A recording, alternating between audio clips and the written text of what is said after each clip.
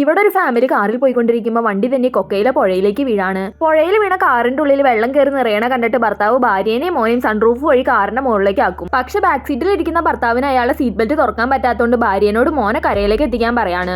ഇവരും മോനെ കൊണ്ട് നീന്തി കരയിൽ എത്തിച്ചിട്ട് തിരിച്ച് ഭർത്താവിനെ രക്ഷിക്കാൻ പോകുമ്പോഴേക്കും കാർ മുഴുവനും മുങ്ങിയിട്ടുണ്ടാവും. പക്ഷെ ഇയാളുടെ സീറ്റ് ബെൽറ്റ് ലോക്ക് ആയതുകൊണ്ട് ഇയാൾക്ക് പുറത്തു വരാനേ പറ്റണില്ല. ഇത് കണ്ട് ഭാര്യ കരയിലേക്ക് നീന്തി വന്ന് റോഡിലൂടെ പോണ എല്ലാ വണ്ടികളോടും സഹായിക്കാൻ പറയാണ്. പക്ഷെ ആരും തന്നെ സഹായിക്കുന്നില്ല. അവളുടെ ഭർത്താവും അങ്ങനെ മുങ്ങി മരിക്കാണ്.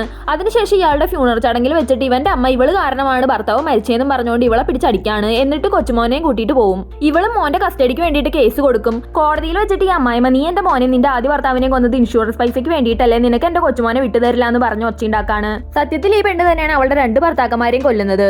ഇവളുടെ ആദ്യത്തെ ഭർത്താവിന് ഒരു മലയുടെ മുകളിൽ നിന്ന് തള്ളിയിട്ട് കൊന്നിട്ട് അയാളുടെ ഇൻഷുറൻസ് പൈസ മേടിക്കാണ്. രണ്ടാമത്തെ ഭർത്താവിനെ കൊല്ലാൻ വേണ്ടിയിട്ട് അവള് കാറിന്റെ സീറ്റ് ബെൽറ്റിൽ ഫെവിക്ക് കൊടിച്ചു വെക്കും. അതുകൊണ്ടാണ് അവൻ കാർ വെള്ളത്തിൽ വീണപ്പോൾ സീറ്റിൽ നിന്ന് പുറത്തു വരാൻ പറ്റാണ്ട് മുങ്ങി മരിക്കണത്.